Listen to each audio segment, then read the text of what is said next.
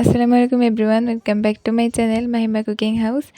আজকে আমি আপনাদেরকে টমেটো আচারের রেসিপিটি তৈরি করে দেখাবো। এই ভিডিওটি আমি অনেক আগেই বানিয়ে রেখেছিলাম, কিন্তু অনেক ব্যস্ততার কারণে আমি আপনাদেরকে এই রেসিপিটি দিতে পারিনি, আর আমার আপলোড করতে অনেক দেরি হয়ে গেছে। এর জন্য আমি অনেক অনেক দুঃখিত। সো আজকে আমি আপনাদের এইটা তৈরি করে দেখাবো। কেমন লাগবে কিন্তু অবশ্যই কমেন্টে জানাবেন।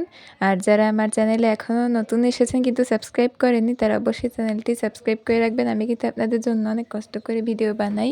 সো এইটুকুখানি সাপোর্ট আমাকে কিন্তু করবেন আপনারা অবশ্যই। আর যারা আমার পেজ থেকে ভিডিওটি দেখছেন তারা অবশ্যই পেজটি ফলো করে রাখবেন।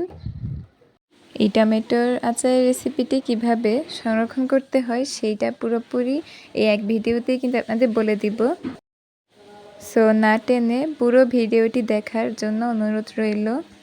আর ভালো লাগলে ভিডিওতে একটি লাইক দিয়ে দিবেন। সো চলুন আমরা এত কথা না বাড়িয়ে খুব তাড়াতাড়ি দেখে আসি কীভাবে তৈরি করতে হয় টমেটো আচারের রেসিপিটি। সো ফার্স্টেই আমি এখানে মোটামুটি বড় সাইজের টমেটো, একদম লাল পাকা টমেটো ভালোভাবে ধুয়ে বোটা উঠিয়ে নিয়ে একদম ফ্রেশভাবে ধুয়ে এখানে সামান্য পরিমাণ পানি দিয়ে এটাকে সেদ্ধ করে নিচ্ছি। এটাকে আমি ঢাকনা দিয়ে ঢেকে দিচ্ছি। দেখতে পাচ্ছেন মোটামুটি বড় শেপের টমেটোগুলো নিয়েছি আমি। এটা আমার সেদ্ধ হয়ে গিয়েছে। এখন আমি এই ছোলাগুলোকে উঠিয়ে নিয়ে এই টমেটোটা বের করে নিচ্ছি। আপনারা চাইলে ছোলা রাখতেও পারেন, নাও রাখতে পারেন, সমস্যা নেই। আর এখানে পানিটা কিন্তু আমি ছেঁকে নিয়েছি ভালো করে। এখন এই টমেটোগুলোকে আমি একটু চাকু দিয়ে ভালোভাবে কেটে দিচ্ছি।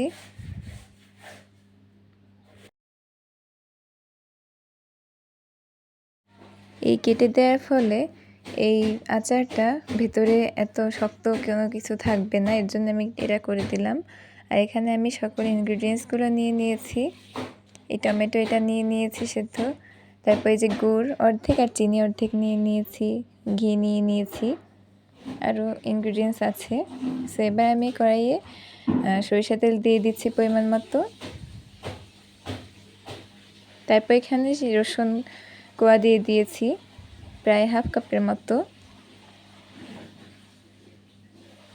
রসুনটা একটু হয়ে এলে আমি এখানে শুকনো মরিচ দিয়ে দিয়েছি 3টা।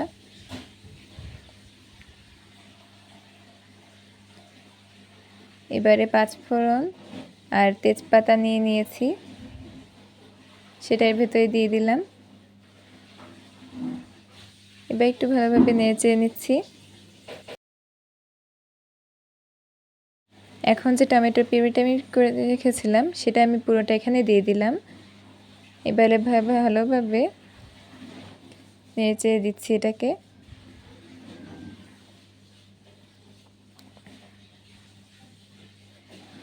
এখন আমি এখানে লাল মরিচের গুঁড়ো দিয়ে দিয়েছি 1 চামচ পরিমাণ।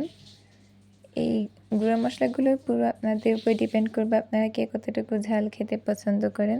আর এখানে হলুদের গুঁড়ো দিয়ে দিয়েছি জাস্ট একটু কালারের জন্য। আর এখানে বিট লবণ দিয়েছি টেস্টটা সুন্দর আসবে এর জন্যে। আর এখানে লবণ দিয়ে দিয়েছি স্বাদ মতো। এখন একটু ভালোভাবে এই আচারটাকে ভালোভাবে নেড়ে দিচ্ছি। আর এখন এখানে আমি আমার পরিমাণ মতো চিনি আর গুড় দিয়ে দিয়েছি। গুড়টা দিলে আর কি খেতে টেস্টটা আর কি একটু দারুণ আসের জন্যে। আর চিনি দিয়েছি এখানে। এটা পুরোপুরি আপনাদের উপর ডিপেন্ড করছে আপনাকে কতটুকু খেতে পছন্দ করেন। আর এখানে আমি চিলি ফ্লেক্স দিয়ে দিয়েছি। চিলি ফ্লেক্সটা দেওয়ার কারণে স্বাদটা একটু বেড়ে যায়। এরপর আমি এখানে গরম মশলা গুঁড়ো দিয়ে দিয়েছি পরিমাণ মতো। আর আমি কিন্তু মাঝখানে ভিনেগার দিয়েছিলাম, এটা হয়তো আপনারা খেয়াল করেছেন। সো দেখতেই পাচ্ছেন আমার কিন্তু এই আচারটা থেকে তেল বেরিয়ে আসছে আস্তে আস্তে, তার মানে আমার এই আচারটা হয়ে এসছে।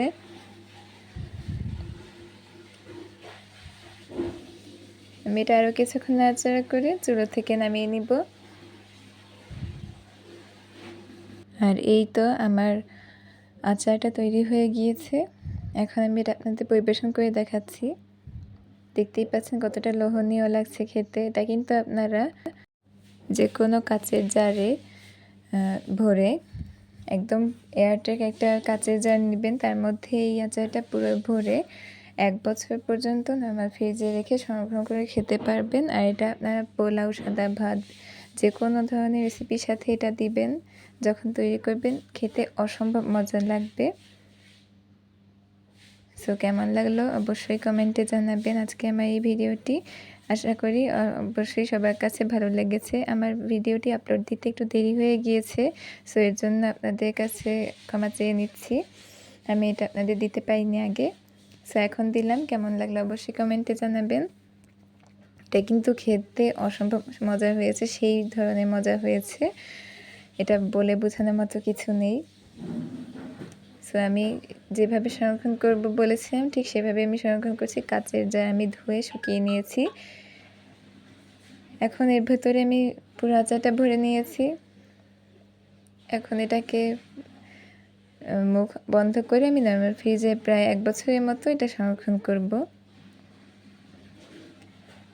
সো আজকের ভিডিওটি আপনারা বেশি বেশি শেয়ার করবেন, কমেন্ট করবেন। কমেন্টের মাধ্যমে আপনারা জানাবেন আপনারা এই রেসিপিটা আগেও যদি তৈরি করে থাকেন তাহলে অবশ্যই বলবেন কীরকম হয়েছিল আপনাদের কাছে। সো আজকে আর এত কথা বাড়াবো না, সবাই ভালো থাকবেন, সুস্থ থাকবেন। সবাইকে বিদায় জানিয়ে আমি আমার আজকের ভিডিও এখানে শেষ করছি। আপনারা যারা এতক্ষণ পর্যন্ত আমার সাথে ছিলেন তাদেরকে অসংখ্য অসংখ্য ধন্যবাদ। আল্লাহ হাফেজ।